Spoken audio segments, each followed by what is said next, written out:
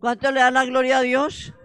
Gloria al Padre, gloria al Hijo y gloria al Espíritu Santo. Con este mismo gozo, nuestro pastor. Aleluya. Pongámonos en pie, iglesia, con los buenos días para todos ustedes, las personas que nos están viendo, que nos verán más adelante. Esta prédica se graba y se sube a YouTube de la iglesia, de tal manera que tenemos opciones de allí poderla observar. Gracias, hermano Henry. Pongámonos en pie porque Henry, con su guitarra, hermano, por favor, grupo de alabanza, de adoración, ministros, vengan acá. Es tiempo de adorar a quien vive, aleluya. ¿Quién dice amén? ¿Estamos felices porque estamos en Navidad o estamos felices porque somos hijos de Dios? Espera un poquito que se me están adelantando. A ver, escuchen bien. ¿Estamos felices porque estamos en Navidad o estamos felices por ser hijos de Dios? Bueno, entonces como hijos de Dios vamos a ser testigos del poder del Evangelio en esta Navidad. ¿Quién dice amén? Amén. Y con eso sabemos que tenemos un Dios de poder, de grandeza. Amén. Hay un Señor en nuestras vidas. Aleluya. Su nombre es Jesucristo, el Hijo de Dios viviente. Amén. Hay un Dios eterno que ha preparado una patria celestial. Dios. ¿Sabemos que tenemos una patria celestial? Amén. Que en esta tierra somos advenedizos, dice la Escritura, ¿cierto? Estamos de paso. Nuestra ciudadanía no se representa con una cédula o una tarjeta de identidad. Nuestra ciudadanía está representada por un sello indeleble, eterno y presente, que es el sello del Espíritu Santo. Hay una patria celestial que nos espera. Y si estamos felices y vamos a testificarle al mundo que nos rodea, y tengan presente esto, perdón, un segundo, tengan presente esto. Ojo con esto. La Navidad no hay que rechazarla, ni demonizarla, y mejor dicho, ver el demonio por todos lados. No, es una bonita oportunidad para testificar de Cristo. Además, en la Navidad nos reunimos con la familia, ¿o no? Nos reunimos con amigos, ¿o no? Nos reunimos con personas que tienen nuestros afectos, ¿o no? Nos reunimos con personas con las que también lloramos si hay situaciones de llorar, ¿o no? Nos reunimos con personas con las cuales interactuamos de alguna manera, ¿verdad o no? Amén.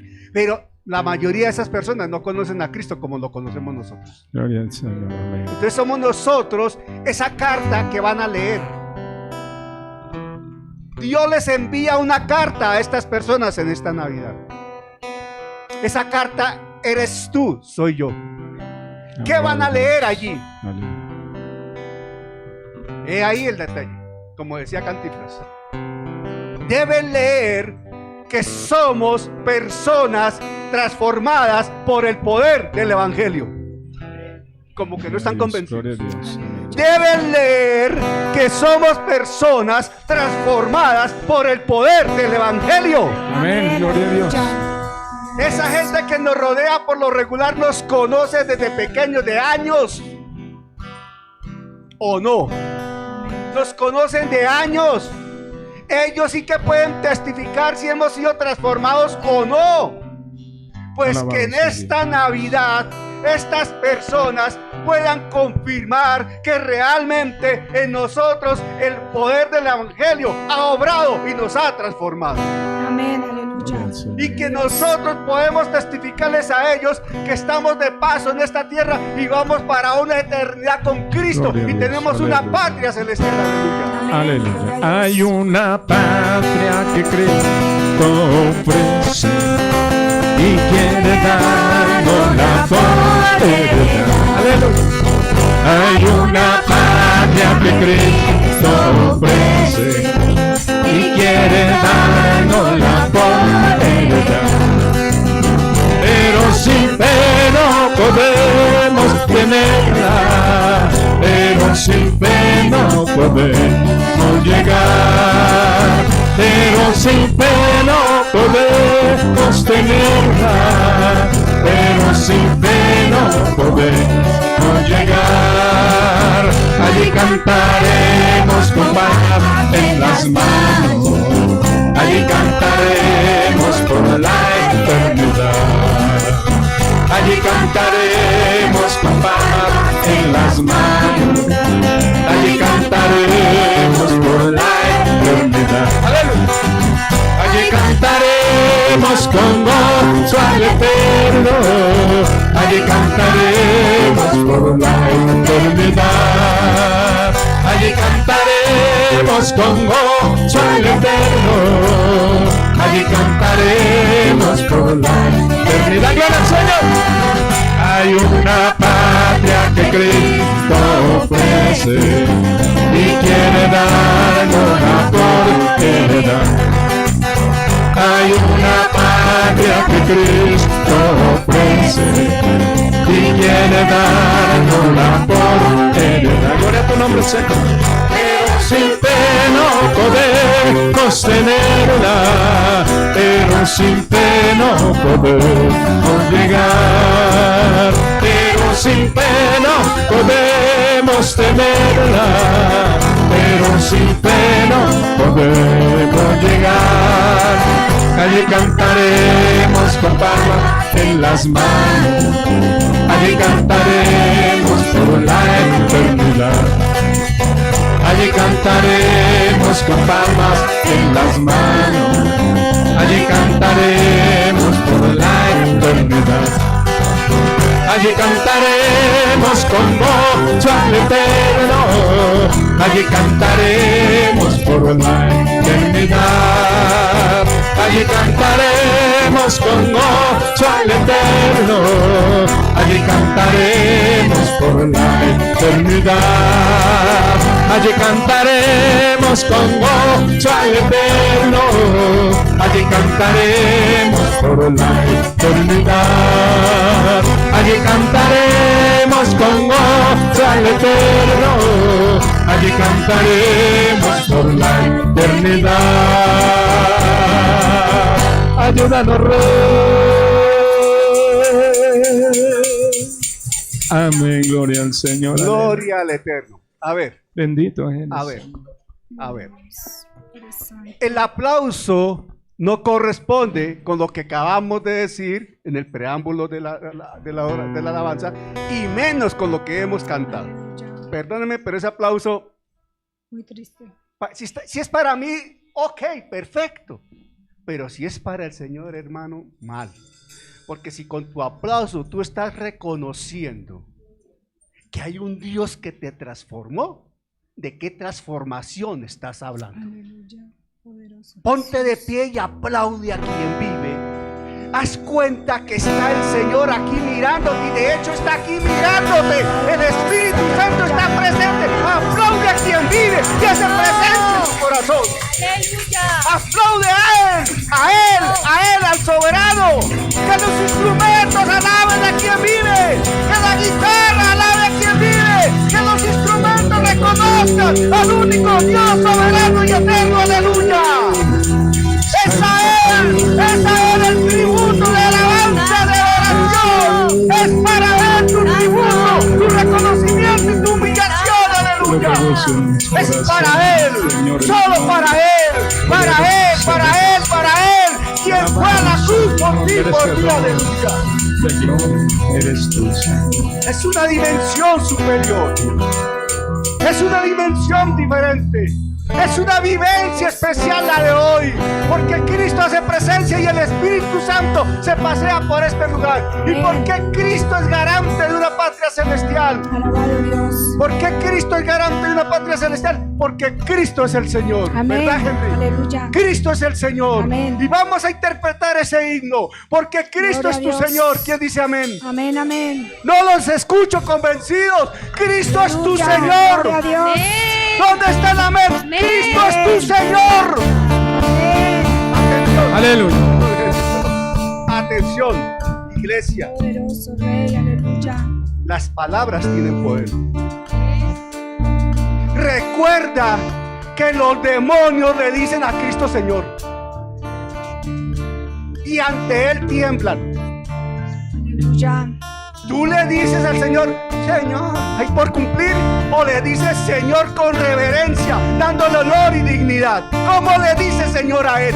Cristo es tu Señor, Amén. tu Aleluya. único Señor, tu eterno Señor, el más que suficiente y el todopoderoso es el Señor Jesucristo. Por eso Él es el Señor. Aleluya.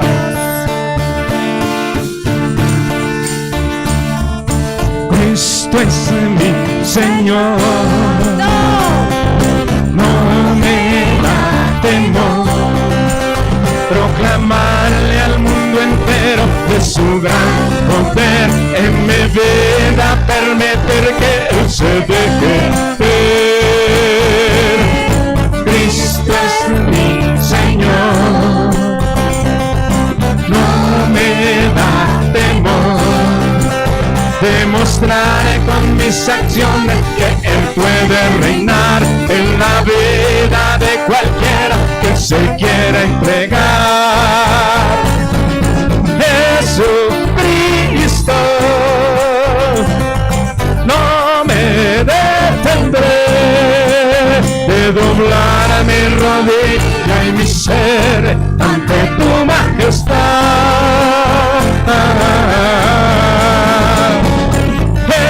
Jesucristo, te confesaré, con mi labio declararé que tú eres Señor. Cristo es mi Señor, gloria al Señor. No me da temor declarar al mundo entero de su gran poder. En mi vida permitir que Él se deje ver. Cristo es mi Señor,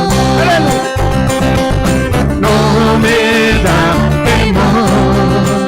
Demostraré con mis acciones que Él puede reinar en la vida de cualquiera que se quiera entregar. Jesucristo,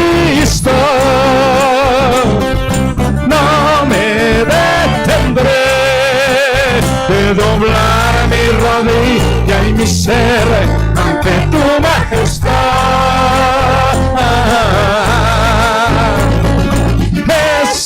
Jesucristo, te confesaré, con mi labio declararé que tú eres Señor.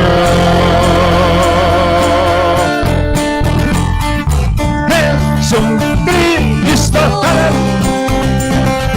no me detendré de doblar mi rodilla y mi ser ante tu majestad.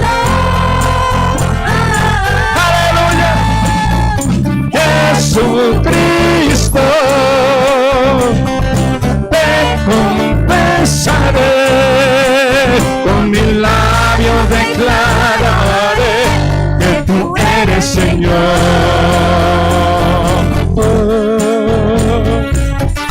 Que tú eres Señor.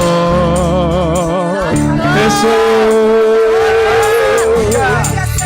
Aleluya. Te alabamos, Señor, en esta mañana, Rey. Reconócelo como Bendito, bendito, santo eres tú. Él es tu Señor. Alguien podrá decir, gracias hermano Henry, gracias al grupo de alabanza y oración. Alguien podrá decir, pastor, yo no soy cristiano. Cristo es tu Señor. Pastor, mire que es que yo soy musulmán. Cristo es tu Señor. Pastor, mire que es que yo soy ateo. Cristo es tu Señor. Pastor, mire que es que yo me abrazo al árbol y es la madre tierra. Cristo es tu Señor. Pastor, mire que yo me agarro a la columna y esta columna es mi esperanza y mi fortaleza. Cristo es tu Señor. El gatico cuando dice miau, Cristo es Señor de ese gato también. Cuando tú sales al campo y ves la hermosura del campo, Cristo es el Señor de esa creación. Cuando tú ves las hermosas estrellas en una noche totalmente despejada, que es una noche estrellada, hermosa, hermosa, Cristo es Señor de toda esa creación. Pero aquí hay un plus que la gracia nos da. Cristo es nuestro Señor, pero también es nuestro Salvador y Redentor.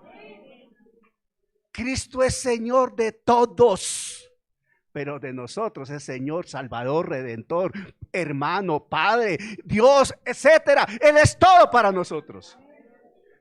Entonces aquí tenemos algo especial agregado por la gracia del Señor. Jóvenes pueden subir, por favor. Infantes, pequeños, los que correspondan pueden subir. Con los buenos días para todos ustedes. La pregunta, ¿y la pastora Elizabeth dónde está? Nos está viendo ahorita. Hola mami, ¿cómo vas? Ella envía un saludo, un abrazo y se excusa.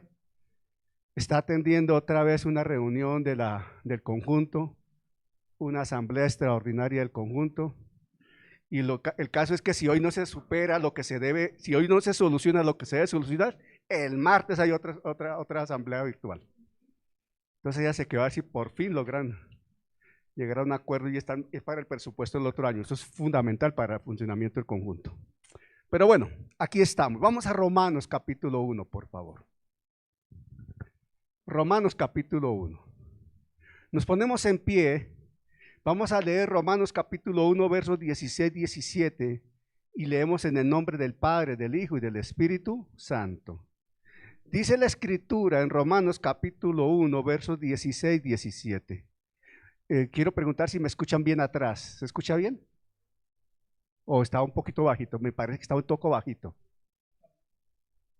No es por la gente que está atrás, básicamente. La distancia de los baffles atrás a veces... Listo, ok. Capítulo 1 de Romanos, versos 16-17, dice la Escritura, sigan la lectura conmigo, por favor. El que se pueda poner en pie, se pone en pie, por favor, en reverencia a la palabra. Si no se puede poner en pie, no te preocupes, le entendemos. Dice la Escritura así, Romanos 1:16, porque no me avergüenzo del Evangelio, porque es poder de Dios para salvación a todo aquel que cree, al judío primeramente y también al griego. Porque en el Evangelio la justicia de Dios se revela por fe y para fe, como está escrito, mas el justo por la fe vivirá. Como está escrito, mas el justo por la fe vivirá. Hermana Yubicet, oremos por la palabra, por favor. Gloria al Señor. Bendito Dios y buen Padre, Señor soberano. Papito Santo, una vez más, Señor, te damos gracias, Señor, por la palabra y por el mensaje que hoy traerás, Señor, a través de nuestro pastor, Papito Santo. Rey de gloria, ayúdanos, Señor soberano, a abrir esos oídos, Señor. Pero queremos tener oídos espirituales, Señor. Tenemos que ver con ojos espirituales, Señor.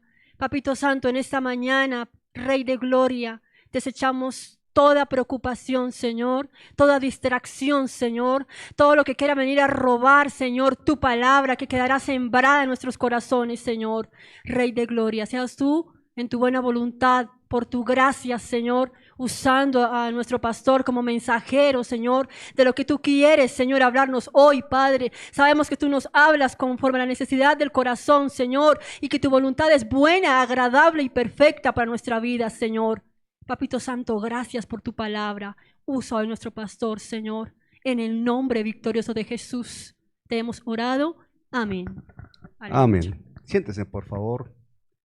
Esa es la enseñanza número 9 en este enfoque evangelístico que le estamos dando a Romanos, por la gracia del Señor. El título general del estudio es de la desgracia a la gracia y salvación. Y en particular hoy domingo 21 de diciembre, ya se nos acaba el año, pero bueno, gloria al Señor. El título es La justicia de Dios es real. La justicia de Dios es real. Al terminar el servicio, yo confío en la gracia del Señor, en la obra del Espíritu Santo, que en nosotros quede un mayor entendimiento de la justicia de Dios. ¿Por qué digo esto? Porque habitualmente uno no conoce o generaliza demasiado el concepto justicia de Dios y le falta adentrarse en lo que la Biblia enseña sobre la justicia de Dios, que es sumamente amplio. Por ello Pablo, cuando declara en Romanos 1, 16, 17, Pablo, como fruto de una convicción profunda, absoluta, vivencial, se atreve a declarar con una confianza inquebrantable este hombre. Y de manera que uno puede decir audaz para el contexto del entonces, y ya lo habíamos hablado en otra ocasión. Y él dice, porque no me avergüenzo del evangelio. Y después da la razón, porque es salvación de Dios, porque es poder de Dios para salvación. Y más adelante dice, porque en el evangelio la justicia de Dios se revela por fe y para fe. O sea, es algo impresionante lo que Pablo está diciendo acá. Nosotros lo leemos, lo aprendemos de memoria y lo pasamos de largo, pero espero y verá que eso va más allá. Y en torno a esa aparente debilidad de la vergüenza, porque el concepto vergüenza en el Imperio Romano era bastante delicado. Eso hay que analizarlo sociológicamente allá, en el contexto romano. Hablar de vergüenza era algo bastante delicado. En esa cultura greco-romana, pero más romana, que es donde está Pablo. Pero él se atreve a decir esto. Pero está hablando de algo que no es vergüenza ni debilidad. Está hablando de algo que es realidad, que es una verdad que él vive. Y es que él sabe que la manifestación suprema del poder de Dios está con el evangelio. Cuando se declara el evangelio, se está declarando la manifestación del poder de Dios. Es la evidente manifestación de ¿qué? Del poder de Dios. Y es que con Cristo, cuando ha venido Cristo a este mundo, las brechas se estrecharon y los mundos se unieron. Ese mundo judío que se sentía y aún se sienten exclusivos, únicos y bendecidos por Dios, porque el judío se siente único, que no es pecador y es bendecido por Dios. Y el resto del mundo que son gentiles, o sea, nosotros, para los judíos somos gentiles. Y no nos corresponde nada con Dios. Pero Jesucristo vino a romper esa pésima interpretación de la palabra, de la ley. Y nos ha unido en un solo cuerpo, que es la iglesia. Pero para que la iglesia esté vigente y esa unidad se dé, se necesita el evangelio. Ojo, no es con el Antiguo Testamento, no es con lo que Apocalipsis enseña, es con el evangelio. Es por el evangelio que la iglesia existe. Es por el evangelio que la obra de la cruz se realizó. Es por el evangelio la resurrección de Jesucristo. Es por el evangelio la salvación nuestra. Amén. Por eso Pablo se atreve a decir lo que dice acá, porque en el evangelio la justicia de Dios se revela por fe y para fe. Y habiendo dicho anteriormente, porque es poder de Dios para salvación a todo aquel que cree. Al judío primeramente sí, porque a ellos llegó primero, pero lo rechazaron. Y después dice al griego, y cuando habla de griego habla de todo el resto del mundo. No está hablando del griego de nacionalidad, está hablando, cuando dice el griego está refiriéndose a todo el mundo, amén. Ok. Entonces, la secuencia lógica del verso 16, para entrar, estamos en el preámbulo, la secuencia lógica del verso 16 revela la mecánica divina de la salvación. Ojo, miren la mecánica divina de la salvación. Es algo impresionante, es bien sincronizado. Dios es perfecto. El evangelio que es el mensaje, ¿verdad? Número uno, el evangelio que es el mensaje. O sea que el evangelio es el conducto, el mensaje para que se dé esa dinámica que es el poder del Espíritu Santo. O sea, el Espíritu Santo no va a poder obrar en la persona revelándole, trayéndolo a luz y convenciéndolo de pecado, de justicia y de juicio, si antes esa persona no ha escuchado el evangelio, ¿verdad o no? Eso está clarísimo. Entonces está el evangelio que es el mensaje, la manifestación del Espíritu Santo en el poder de Dios, esa dinámica, ese poder de Dios, pero no es dinamita para destrucción, es como un dinamo que genera poder para acción, ¿me estoy explicando? No es dinamita para destrucción. Y ahí se efectúa, cuando entra el Espíritu Santo en tercer término, viene la salvación integral de la persona. La salvación integral. 34 cosas sucede cuando una persona recibe a Jesucristo como Señor y Salvador. 34 cosas registra la Biblia que sucede con la persona cuando recibe a Cristo como Señor y Salvador. ¿Sabían ustedes eso? 34 cosas que sean así. ¿Aquí no he enseñado esa parte? No la he enseñado. Uy, toca enseñarla. 34 cosas sucede cuando uno recibe al Señor como Salvador. Es la obra del Espíritu Santo para que se dé la fe salvífica en la persona, para que opere la fe para salvación. En cuarta medida. ¿Sí hemos entendido ese ciclo? Empieza con la proclamación del mensaje. Con el mensaje el Espíritu Santo entra y obra. El Espíritu Santo convence a la persona, ¿verdad? De pecado, de justicia y de juicio. Esa persona en ese momento tiene una acción de fe y nace de nuevo y recibe la salvación integral de Dios. Sellado por el Espíritu Santo, registrado su nombre en el libro de la vida, hecho hijo de Dios, etc. Son 34 cosas que suceden en ese momento. Y comprender esto es fundamental en el concepto de la evangelización. O sea, mire cuando estamos evangelizando y estamos proclamando el evangelio, todo lo que en ese momento el Señor le está dando a esa persona y lo que el Señor hace sobre esa persona. Amén. Ok.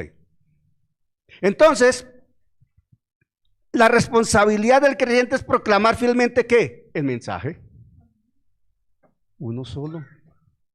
La responsabilidad del creyente, bueno, voy a ponerlo de más atrás. La responsabilidad de todos nosotros como creyentes, estoy hablando con creyentes, ¿verdad o no? Estoy hablando con creyentes. La responsabilidad de todos nosotros inicialmente es vivir el evangelio. Vivirlo. Y proclamarlo fielmente de acuerdo a la Escritura. ¿Verdad o no? Ok, es nuestra responsabilidad. La responsabilidad del Espíritu Santo es ejercer el poder de Dios para conversión de la persona que escucha el evangelio.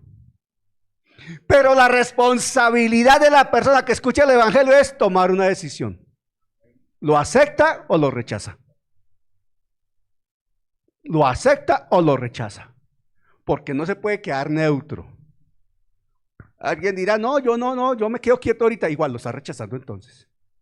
Si no dice que sí, ya automáticamente está diciendo que no. Así de sencillo. Esto no es como un diagrama de flujo, hermano. Uno cuando desarrolla un diagrama de flujo pone la instrucción. Si es tal cosa es sí o no. Ya, no hay punto medio, hermano. Ahí no hay punto medio. Si es sí, se va por aquí. Si es no, se va por allá. Uno no programa para que se vaya en arandela, no. El computador es inteligente, pero depende de lo que uno le diga. Si es sí, es por aquí. Si es no, es por allá y se acabó. Y sigue una secuencia de instrucciones. Me acuerdo algo de programación cuando hacía esas cosas. Entonces, ese es el evangelio. Y ahora vemos en el capítulo 10, verso 17 que en el evangelio la revelación de la justicia de Dios. Punto número 1. Cuando habla de la revelación de la justicia de Dios, apunte para que no se le olvide esto. Atención. Pregunto, ¿por qué Pablo señala tan enfáticamente ahí en Romanos? Porque en el evangelio la justicia de Dios se revela. Subraye la palabra revelar. ¿Por qué la Escritura dice se revela? Busquémoslo en otra versión y seguro que el término, si no es igual, es un sinónimo de esa palabra revelar. ¿Por qué la Escritura dice en el evangelio la justicia de Dios se revela? Se revela. Cuidado con esa expresión. ¿Cómo dice en otra versión? Escuchemos, por favor, el verso 17 en otra versión, en voz de Yubiset. Amén, gloria a Dios. Vamos a leer en la versión TLA, traducción lenguaje actual. Dice, como título dice, la buena noticia es poderosa. Romanos capítulo 1, verso 17. Ajá. La buena noticia nos enseña que Dios acepta a los que creen en Jesús. Como dice la Biblia, Aquellos a quienes Dios ha aceptado y confían en Él vivirán para siempre. Ok, perfecto. Reina Valera es más clara allí, dice revela. Atención a lo que les voy a decir. He ahí la obra del Espíritu Santo.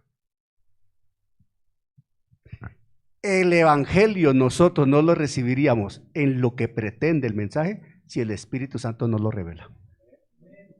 ¿Por qué?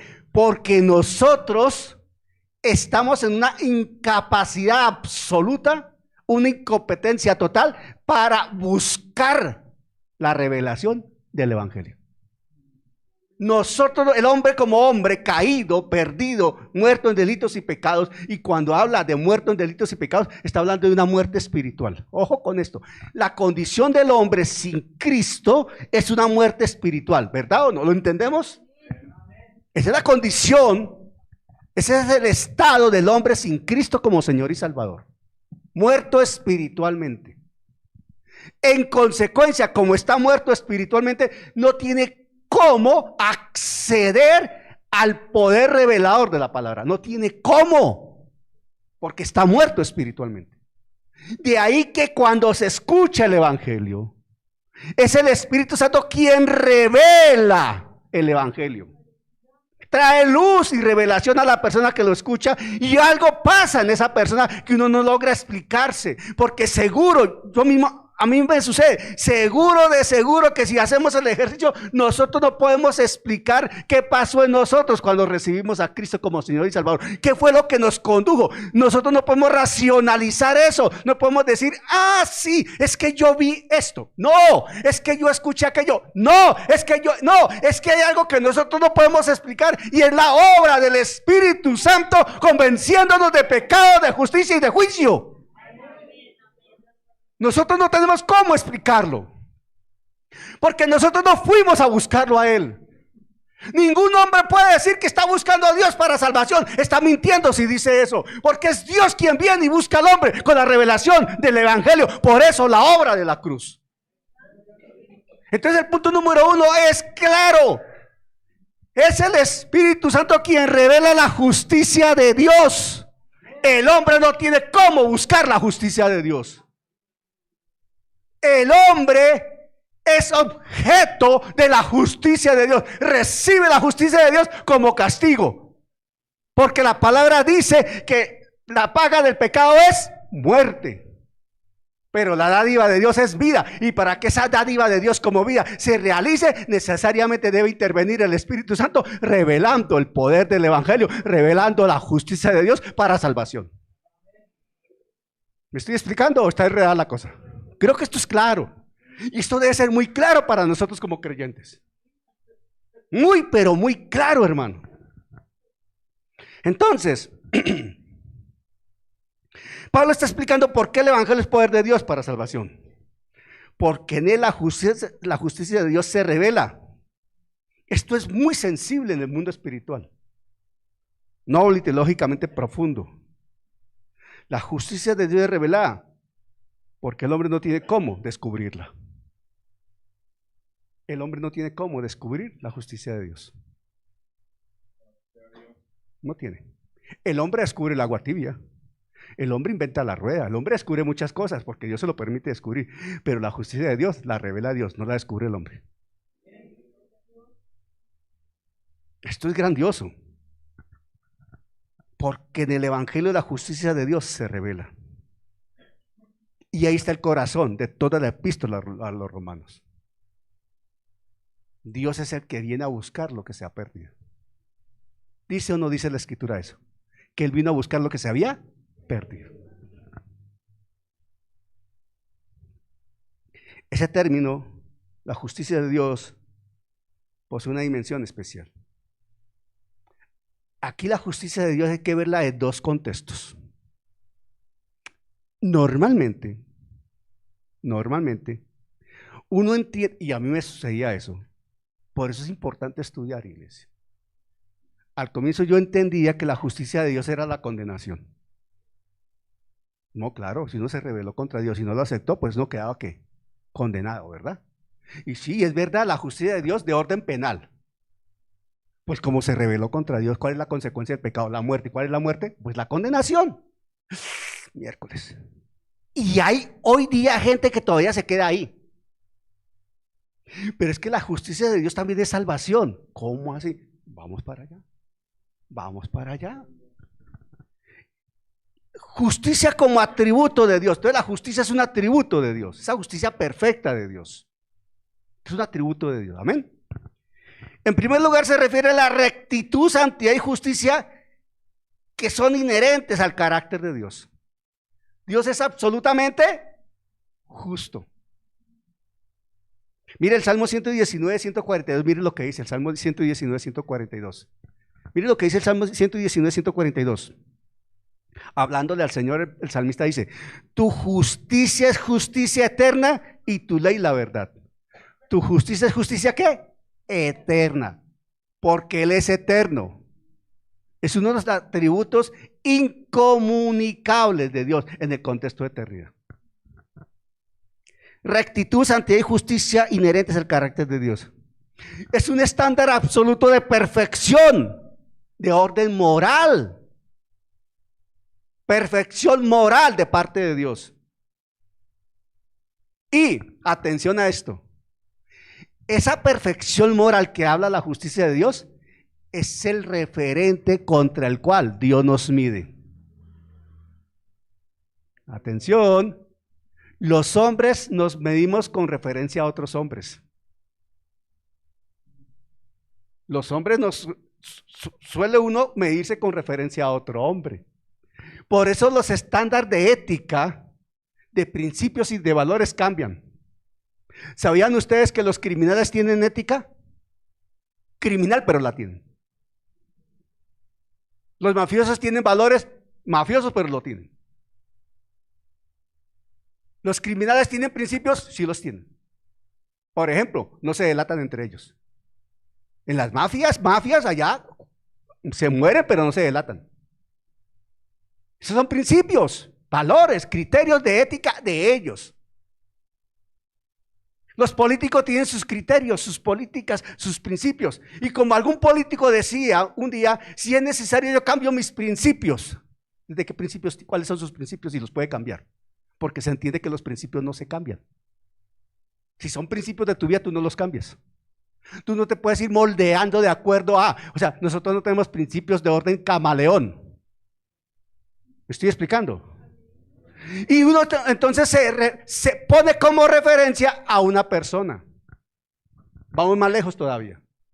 La juventud actual, ¿a quiénes ponen como referencia? Vaya, mire un youtuber, influencer, 30 millones de seguidores. Vaya, miren ese personaje y a él lo siguen. Lo que ese tipo o esa persona diga es lo que los jóvenes hacen. Así es. Y lo que esa persona opina, así no sepa de lo que está hablando, es lo que la gente recibe. Y en redes sociales, ¿qué ve uno? Eso. El cantante o el artista de turno, lo que diga, así no sepa de lo que está hablando. Y se creen dueños de la verdad en todo. Y se creen capaces de intervenir en todo. Y la gente, sobre todo los jóvenes, lo siguen ciegamente. Son los modelos a seguir. Un deportista. Voy a poner como referencia y con todo respeto lo digo, solamente para ilustrar el ejemplo. Luis Díaz. Luis Díaz es un gran futbolista. ¿Quién niega eso? Yo no puedo negar eso, es un gran futbolista. Gana mucho dinero, hizo una figura en el Bayern, que Real Madrid lo quiere comprar, que Barcelona lo quiere comprar, que el pase vale no sé cuántos millones de euros. Todo eso es verdad, perfecto. Pero es Luis Díaz. ¿Y acaso me toca a mí hacer a Luis Díaz como mi referencia, mi ícono? O sea, lo que diga Luis Díaz es para mí ley, pero mucha gente lo toma así. Mucha gente lo toma así. Y cuando hablamos de figuras del deporte, como Luis Díaz, o Messi, o Neymar, o Ronaldo, Cristiano Ronaldo, cosas así, a esos niveles muchos adultos caen idolatrando a esos personajes. Y lo que ellos digan es así. Pero la Biblia nos dice algo completamente diferente. Y cito esto porque aún creyentes caen en semejante error. No estoy diciendo con esto que estoy peleado con el fútbol, con el deporte. No, yo no estoy peleado con el fútbol ni con el deporte. Yo sigo siendo hincha de Santa Fe, hermano. Yo sigo siendo hincha de Santa Fe. Aunque en este momento no sé cómo se llama el arquero de Santa Fe ni cuál es la nómina. Hace 25 años sí lo sabía. Hoy día ya no lo sé. No me interesa saberlo. Pero no he perdido el afecto por el equipo. Aunque ya no veo ni un partido. Listo. Ahora mis afectos son de Cristo y para Cristo y se acabó. Ya, se acabó. Entonces, cuando la gente toma como referencia las cosas del mundo, ni qué decir de la tecnología. Qué cosa tan impresionante con la tecnología. Y la Biblia nos llama a entender que los estándares de conducta, de moral, de ética, de principios, de valores, están en la justicia de Dios, están en Dios mismo. Están en Jesucristo. Y contra eso es que Dios nos mide. Contra eso es que Dios nos pesa. Esa es la plomada que Dios pone a nuestro lado. Esa es la balanza donde Dios nos pone. Ahí donde Dios nos dice, párate ahí. Es el espejo que Dios pone frente a nosotros. Esta es la verdad. Mírate al espejo de la verdad. Y el Espíritu Santo empieza a orar, seguro. El estándar absoluto de perfección moral contra el cual toda la humanidad es media y encontrada deficiente, porque la humanidad siempre va a ser encontrada deficiente cuando se compara, se mira contra el estándar moral de Dios. Todos nosotros, por más que nosotros seamos, qué ejemplo de personas entregadas a Dios. Todos nosotros, cuando nos comparamos y nos evaluamos, nos autoevaluamos, nos examinamos contra la palabra, siempre vamos a estar descalificados en algunos aspectos. Siempre. Siempre. Aquí no les está hablando una persona perfecta. Les está hablando una persona llena de imperfectos, que también estuvo muerto en delitos y pecados y olía feo, que nació de nuevo y el Señor lo ha ido levantando, que comete errores también, sí, se equivoca, sí, se le sale el pinto a veces, sí, se le suma el quintero, verdad, y a veces el Daniel Hugo pone ahí, sí, pero tengo un Dios grande y maravilloso con un Espíritu Santo que me lleva a mí a convicción de que me he portado mal, me he equivocado y debo arrepentirme. Y eso sucede con cada uno de nosotros. Nuestro estándar está en Cristo y en la justicia de Dios. Ese es el estándar moral para todos nosotros, para la iglesia en general. Por eso el Salmo 45, 6, 7 dice, Salmo 45, 6, 7 dice, miren lo que dice el Salmo 45, 6, 7. Y cuando leemos el Salmo 45, 6, 7, inmediatamente hacemos referencia a Hebreos, porque de Hebreos toman también esa palabra como referencia el autor. Dice el Salmo 45, 6, 7, tu trono, oh Dios, tu trono, oh Dios, es eterno y para siempre. Cetro de justicia es el cetro de tu reino. Cetro de justicia. Cuando hablamos del cetro, hablamos de la expresión de autoridad de quien está sentado en ese trono. ¿Verdad o no? Tu cetro de justicia es el cetro de tu reino. Has amado la justicia y aborrecido la maldad. Por tanto te ungió Dios, el Dios tuyo, con óleo de alegría más que a tus compañeros. Ahí está refiriendo a Cristo mismo. Entonces esa justicia de Dios, y veo que como que me va a tocar hacer un mensaje adicional porque no alcanzo a terminar hoy. Esta justicia de Dios, que es carácter de Él, que es parte de Él, hace que Dios no pueda tolerar ¿qué? El pecado, justamente. Por eso Dios no tolera el pecado. Dios rechaza el pecado. Dios no comulga con el pecado. Dios tiene el pecado alejado. Dios no puede ver el pecado. Por eso nosotros estamos en Cristo y hemos sido declarados justos, porque Dios nos ve en Cristo. Él no nos ve por fuera de Cristo, porque por fuera de Cristo seríamos pecadores. Estaríamos muertos en delitos y pecados. Estando en Cristo, Dios nos ve como personas nacidas de nuevo, como hijos de Él, porque estamos en Cristo, en su Hijo. La justicia de Dios se va manifestando ahí. Y es un fundamento para nosotros entender que la justicia de Dios sustenta la ira de Dios. La ira de Dios para consumación de todo aquel que se ha levantado contra Él, porque esa hace parte de su justicia. Porque Dios es justo y equitativo. La misma escritura dice en varios apartes que Dios dará a cada quien según la obra de sus manos. Hemos leído eso, ¿verdad? En el Antiguo y en el Nuevo Testamento dice eso. Dios le pagará a cada quien según la obra de sus manos. Y es más, Ezequiel dice que la culpabilidad del hijo, el hijo no responderá por las acciones del padre, ni el padre por las acciones del hijo. ¿Dice eso o no dice eso? Haciendo una alusión directa a la salvación personal y la responsabilidad personal y la respuesta personal ante Dios. El padre tiene una responsabilidad, sí, pero hay un momento en que ya el hijo tiene que responder ante Dios. El pastor tiene una responsabilidad, sí, y responde ante Dios por una congregación, pero llega un momento en que ya cada uno de ustedes tiene que responder ante Dios. Ah, no, que el pastor no me dijo. Dios no, ay, ¿qué va a hacer? Entonces, como el pastor no te dijo, entonces ven al cielo. No. El pastor no te dijo, pero yo sí te dije. Así es claro, hermano. Que el pastor lo llame y le diga, a ver, joven, ¿qué fue lo que pasó allá? Esto y aquello. Bueno, ya es lo suyo, pero aquí también ya es lo que le corresponde. ¿Me estoy explicando? Entonces la excusa no es que a mí no me dijeron, Señor, yo no sabía. No, hermano, eso no. Aquí no podemos aplicar el síndrome de Adán y Eva. La mujer que me diste fue la serpiente. No, aquí no nos podemos excusar de esa manera. Porque es que somos dados a eso, ¿no? Es que el enemigo de la justicia, pastor, el enemigo de la justicia. A otro perro con ese hueso, hermano. Asuma su responsabilidad, hermano. El diablo es mañoso, sí.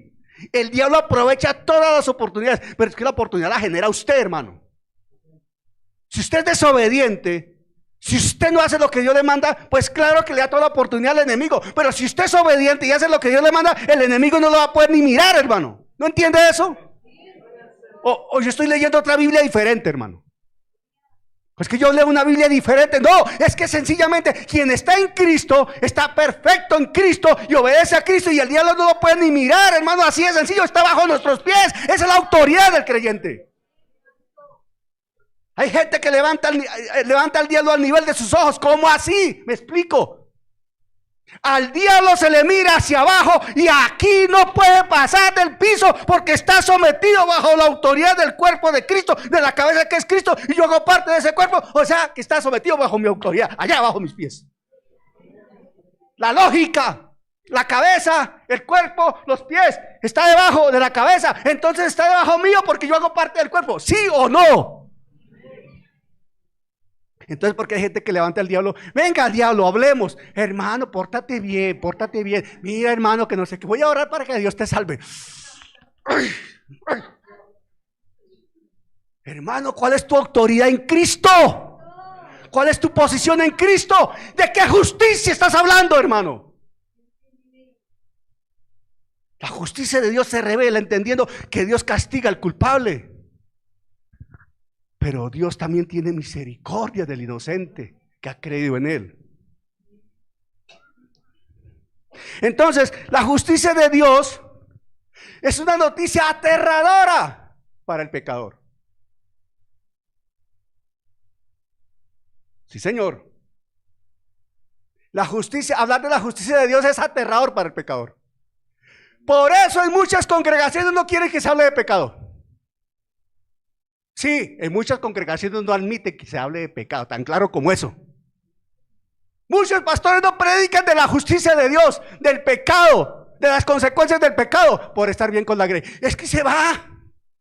Si le hablo de pecado, se va y se va el diezmo. Hermano, que si se va y se va el diezmo, ¿qué importa? Ya él con Dios, pero que hay que hablar la verdad, porque de lo contrario es usted que tiene que entenderse con Dios. A ver.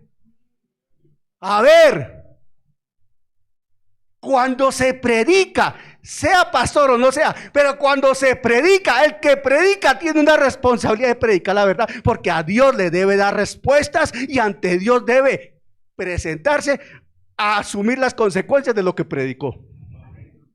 Hermano, yo no soy pastor, pero si predicas, estás predicando la palabra del evangelio. Y ante Dios tienes que presentarte a dar respuesta de lo que pase con lo que tú dices. No es nomás ponerse a hablar bobeadas ahí, porque hay bien. por hacerse el que sabe mucho. Cuidado con eso. Esto es serio, hermano. Esto es de temor reverente. Esto es de llamado. Esto es de unción para predicar. Esto es de autoridad para predicar. Aquí no me trajo a alguien porque soy amigo de. No, aquí me puso el Señor para enseñar la palabra. Y junto con mi esposa nos puso el Señor para enseñar la palabra. Sabemos que hay gente que no le gusta el ministerio pastoral femenino. Lo lamentamos, lo respetamos, pero ¿qué hacemos? Porque hay gente acá que rechaza el ministerio pastoral femenino. ¿Qué hacemos? Pero la Escritura a mí me habla del ministerio pastoral femenino. Y el concilio como tal lo respalda y lo tiene en ejercicio. Este fin de semana se ordenó una pastora, se presentó una pastora en la Macarena. Pastor Andrés Monsalve tiene un periodo tiene que solucionar unas dificultades. No estoy haciendo inferencia de nada, sino algo que ya se sabe. Y él sencillamente pidió un tiempo para organizar algunas cosas de su vida. Ok, le dieron su espacio. ¿Quién lo reemplaza? Una mujer. Si el ministerio pastoral femenino fuera rechazado por el concilio, ¿por qué ponen pastoras mujeres como pastoras? Explíqueme en eso. En Guayabetal hay una mujer. En la Macarena hay una mujer ahora. De las tres iglesias de Villavicencio hay una mujer en la reliquia. En Bucaramanga hay una mujer. En Choachí hay una mujer. Dentro de la Junta Nacional de Pastores hay 2 mujeres. Y ha habido mujeres presidentas a nivel internacional. Entonces, ¿cuál es el problema con el ministerio pastoral femenino? ¿Por qué lo rechazan? Por desconocimiento de la palabra. Y por soberbia por otras partes. Paro ahí, no digo más. Entonces la justicia de Dios es una noticia aterradora para el pecador, porque no la quieren escuchar. Cuando uno le dice a la gente, sin Cristo te vas para el infierno, no hermano, no hable así porque mi papá se va a ir de la iglesia. Si está sin Cristo, que se vaya, porque no quiere aceptar la verdad. Pero si está en Cristo, ¿por qué se va a ir? Si es la verdad. Así es sencillo, hermano. Fácil como eso. Ya. Ahora, viene la justicia como don de Dios, que es la justificación. Segundo parámetro de la justicia, como don de Dios, justificación. Ya no como condenación y como castigo, sino como justificación, como un don de Dios. Y ya viene ahí entonces la buena noticia. Noticia aterradora para el pecador. Mira, si sigues así con Dios, rechazando a Cristo, no sales del infierno porque estás condenado. Eso dice la Escritura. Yo no creo en eso. Eso dice la Escritura. Que no sé qué. Bueno, hermano, al final de los tiempos, algo va a pasar. Algo va a pasar, que Dios tenga misericordia. Pero ahora viene la buena noticia, que ya viene el Evangelio entonces allí. Porque el Evangelio es ¿qué? Una buena noticia. ¿No es eso el Evangelio? Una buena noticia. Entonces la buena noticia, ¿qué es el Evangelio? ¿A qué refiere? Una justicia que proviene de Dios para salvación. ¿Por qué? Porque la justicia penal de paga del pecado cayó sobre Jesús en la cruz del Calvario. Pero sobre nosotros, por la fe en el Hijo de Dios, cae la gracia para vida eterna en virtud de la resurrección de Jesús. Eso es justicia de Dios, porque Dios es equitativo. Por eso la palabra de Romanos dice que la paga del pecado es muerte, mas la dádiva de Dios es vida. Dice eso, no dice en Romanos capítulo 6, dice eso. De ahí entonces la justificación, atención a esto, que esto es importantísimo, lo sabemos, pero recalquémoslo. La justicia de Dios para salvación no es una justicia que el hombre alcanza por mérito, es una justicia que el hombre recibe por gracia. Nosotros no hacemos ningún mérito para que Dios nos salve. No hacemos nada para que Dios nos salve, es pura gracia. Pura gracia, misericordia y gracia para vida eterna. Dios quiso hacerlo y lo hizo. Porque Él es soberano. Por eso alguna vez ustedes me han escuchado aquí y yo pregunto, ¿y por qué yo, Señor? De tantos que ya a mi alrededor, ¿por qué yo? Dios quiso salvarme a mí. Y a mi alrededor hay muchos más. Yo no sé cuándo será el día de ellos, pero me tocó a mí por gracia. De millones y millones. Mire, en este mundo, en este momento, a nivel mundial, somos cerca de 8.300 millones de habitantes. Ojo con lo que estoy diciendo, para que entendamos la gracia salvadora, la justificación. Hay que ponerle números a esto, sí, para entender la dimensión de lo que se está hablando. Hoy, 21 de diciembre, año 2025, cerca de 8.300 millones de habitantes en el planeta Tierra. De esos 8.300 millones de habitantes, no hay 1.300 millones de cristianos, no los hay. Reconocidos como cristianos, y ahí en ese paquete meten a todos, hermano, que se consideren cristianos. Miren lo que estoy diciendo y vayan a las estadísticas, busquen si creen que estoy hablando mal. Y creo que me quedo corto con las cifras. No alcanzan a 1.300 millones de cristianos en todas las confesiones que se hable de cristiandad. Pero de 1.300 millones, ¿cuántos realmente hemos nacido de nuevo? Que son los que vamos para el cielo. Eso ya cambia completamente el panorama. De 1.300 millones, ni la mitad hemos nacido de nuevo y vamos para el cielo si el Señor llegara hoy por su iglesia. ¿Cuántas personas de la totalidad de habitantes del planeta Tierra, cuántas personas en este momento, si sonara la trompeta, se pierden? Cerca de 7.800 millones de personas. Es mucha gente, hermano. Pero lo que pasa también es que de esa inmensa gente que se quedaría, la inmensa mayoría ha escuchado de Jesús, ha escuchado el evangelio, ha escuchado la palabra de alguna manera. Pero la han rechazado. Entonces, ¿hay justicia de Dios? Sí. ¿Cómo? Condenación para quien lo rechaza y salvación para quien lo recibe.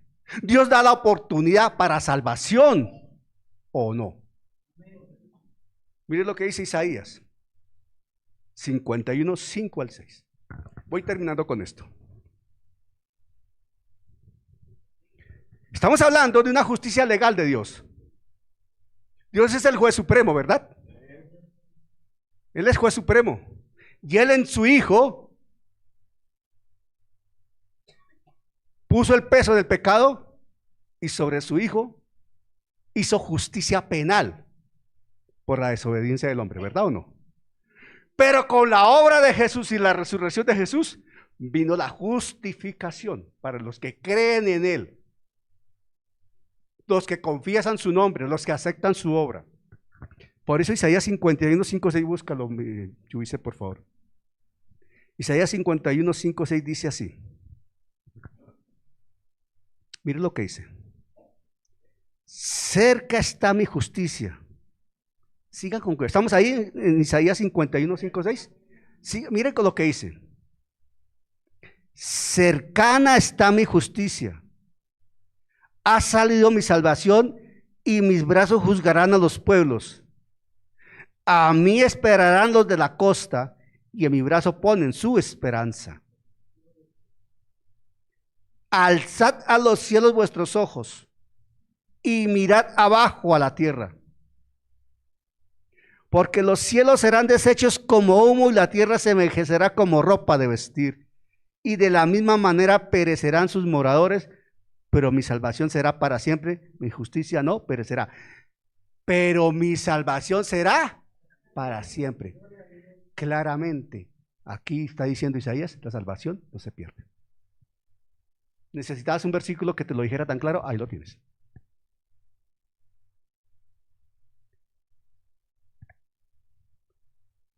Es un acto soberano de Dios. Dios declara justo a quien en él cree. Él tiene la autoridad para hacerlo. Y lo ha hecho. Ahora, la grandeza y gracias del Evangelio, atención con lo que voy a decir.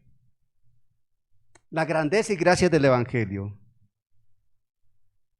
residen en cómo resuelve Dios la aparente contradicción entre dos dimensiones. aparece como una contradicción. Mire, la justicia como atributo de Dios exige castigo del pecado, ¿verdad o no? Mientras que la justicia, acto de Dios, provee el perdón. ¿Cómo así? Sí. Eso lo explica Pablo en Romanos 6, 22, 23. Pablo en Romanos 6, 22, 23 dice: mas ahora que habéis sido libertados del pecado y hechos siervos de Dios, tenéis por vuestro fruto la santificación y como fin la vida eterna.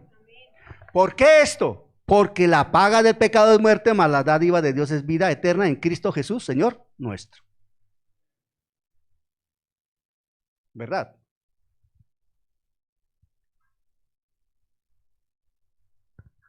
Ahora, son dos dimensiones las de la justicia de Dios. Como atributo de Dios, expresamente como atributo, expresa lo que Dios es. Dios es justo. ¿Verdad o no? Amén. Dios es justo. Amén. ¿Esto qué describe? La rectitud y santidad absoluta de Dios. Hacen parte de él. Y usted va a Romanos 3, 25, 26 y lo encuentra perfectamente descrito. Ahora, la justicia como el acto, como la acción o lo que Dios da. Lo que Dios da. Que es donde viene la salvación. Lo que Dios da. Una merced, un regalo, un don. Lo que Dios da es la justificación. Declararlo a uno justo porque cree en Cristo. Si no hubiese la declaración soberana de Dios para nosotros como justos, no tendríamos vida eterna. No seríamos salvos. ¿Me estoy explicando? Es la justicia de Cristo que es acreditada, imputada al creyente. Eres justo, dice Dios, eres justo porque yo te declaro justo, ya. ¿Quién lo declara justo? El juez supremo, ya. Por eso Romanos 8.1 dice lo que dice. Cuando uno va a Romanos 8.1, entiende mejor esto que estamos hablando, porque no puede haber condenación, dice Romanos 8.1, ¿verdad o no dice eso Romanos 8.1? Porque no hay condenación. Y Romanos 8.28 creo que es donde dice que nada nos podrá apartar del amor de Dios que es en Cristo Jesús. ¿Dice o no dice eso? Por eso mismo. Porque esa justicia de Dios es perfecta. Y ahí es donde entonces explota la fe. Y la fe no es estática. Por eso Pablo hace alusión a lo que pasó con Habacuc. Mas el justo por la fe vivirá. Pero si ustedes recuerdan lo que pasó con Habacuc, Habacuc estaba hablando en un contexto de una amenaza de los babilonios. Y aquí Pablo no está hablando de una amenaza babilónica ni de una potencia externa. Está hablando de la fe en Cristo Jesús para mantenerse en ese crecimiento y llegar a esa salvación plena cuando lleguemos al cielo. Mas el justo por la fe vivirá. Entonces, para terminar, porque ya el tiempo apremia.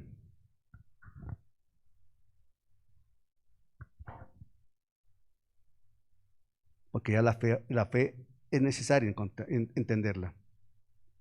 Isaías, del capítulo 40 al 66, cuando usted revisa y si tiene espacio, sáquenle un tiempito y lean Isaías 40, del capítulo 40 al 66. Se van a dar cuenta allí cómo Isaías habla del Dios justo, del Dios salvador, uniendo esos dos aspectos de Dios. Y es una teología elevadísima, es una cosa impresionante lo que hay allí. Porque Dios no solamente se presenta como el más poderoso ahí en Isaías, porque Dios es el más poderoso, sino también como el único justo. ¿El único qué? Justo. Justicia y salvación unificados, presenta Isaías allí. Y miren esto. Isaías del capítulo 40 al 66. Todos esos capítulos hablan de este tema en general. Pero en particular el capítulo 45, versos 21 al 25 dice así. Vamos todos allí, por favor. Isaías 45, 21 al 25. Ya con esto voy terminando. Isaías 45, 21 al 25. Ese capítulo 45 de Isaías es impresionante, hermano, de verdad. Les recomiendo que por lo menos el capítulo 45 lean. De verdad que es algo... No, uno sale pero potenciado, hermano, de verdad. Mire lo que dice Isaías 45, 21 al 25 particularmente. Dice así. Atención, voy a leer desde el 20. Dice Isaías 45, 21 al 25. Reunidos y venid. Juntaos todos los sobrevivientes de entre las naciones. No tienen conocimiento aquellos que erigen el madero de su ídolo y los que ruegan a un Dios que no salva. Ojo, está hablando contra la idolatría. Aquí hay unos argumentos contra la idolatría, hermano. Qué cosa tan impresionante. Que si se necesita argumentos, use estos. Dice, proclama, estoy en el 21. Proclamad y hacedlos acercarse y entren todos en consulta. ¿Quién hizo oír esto desde el principio y lo tienes dicho entonces, sino yo, Jehová? Y no hay más Dios que yo, Dios justo y salvador, ningún otro fuera de mí. Mire semejante afirmación desde Isaías. Mirad a mí y sed salvos. ¿Sí? ¿Leen el 22? Mirad a mí y sed salvos todos los términos de la tierra, porque yo soy Dios y no hay más. Y cuando está hablando Jehová, está hablando Cristo mismo, para añadir. Aquí está hablando Cristo mismo, o sea, mirar a Cristo es lo que está diciendo la Escritura. Por mí mismo hice juramento. De mi boca salió palabra de injusticia y no será revocada. Que a mí se doblará toda rodilla y jurará toda lengua. Lo dice en Apocalipsis, ¿verdad o no? Y se dirá de mí. Ojo, el 24. Y se dirá de mí, ciertamente en Jehová está la justicia y la fuerza, a él vendrán, y todos los que contra él se enardecen serán avergonzados. Mírenlo como cierra el 25 de ese segmento. En Jehová será justificada y se gloriará toda la descendencia de Israel. Y saben una cosa, cuando habla de toda la descendencia de Israel, nosotros ahí estamos involucrados, porque nosotros somos descendencia espiritual por la línea de Abraham. Eso dice Gálatas, ¿verdad? Ojo, eso dice Gálatas. No es un despropósito, es que Gálatas lo confirma. Amén. Entonces aquí vuelve Isaías a presentar ese dilema. Voy cerrando ya, cerrando con esto. Y hay una pregunta que surge aquí, para hablar de lo anterior. ¿Cómo puede un Dios santo perdonar a un pueblo pecador sin comprometer su justicia?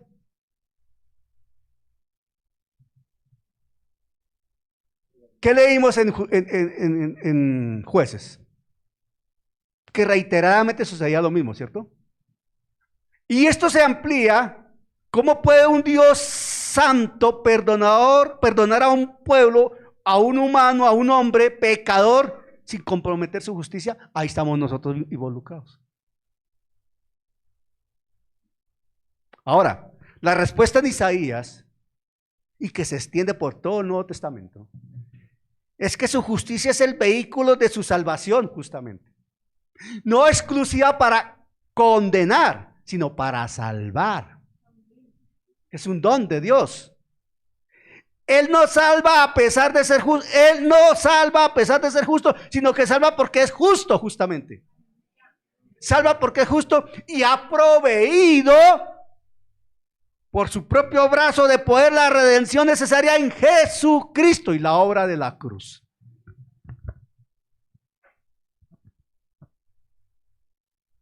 Me he enfocado en la justicia de Dios. No he tocado el tema a profundidad de la fe. No he tocado a profundidad lo que Pablo habló de Habacuc, que tiene también su razón de ser.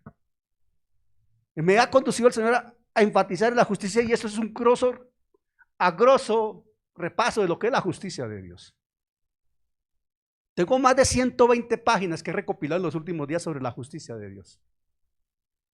Es cualquier cantidad de información y es fascinante uno recrearse en lo que hay sobre la justicia de Dios en la Biblia. Es algo impresionante. Pero cuando uno se detiene acá y dice, Señor, tú eres tan justo que tu palabra se cumple. La paga del pecado es muerte. Jesús murió en la cruz. ¿Por la paga de qué? Del pecado. ¿De cuál pecado? ¿El de Jesús? No, el nuestro. El nuestro. Y el de toda la humanidad sí quieren acreditar esa obra de la cruz a su favor. Pero Jesús, Dios también es tan justo que Él en su soberanía nos abrió la puerta y nos dice, ahí está la obra de la cruz. He puesto sobre mi hijo el pago, he cobrado en mi hijo la paga del pecado que es muerte. Pero a través de mi hijo soy tan justo que doy la opción de vida y vida eterna. Pero hay que dar un paso de fe. Y está abierto para todo aquel que lo quiera recibir. Pero Dios no obliga a nadie. Porque de seguro a ninguno de nosotros nos obligó.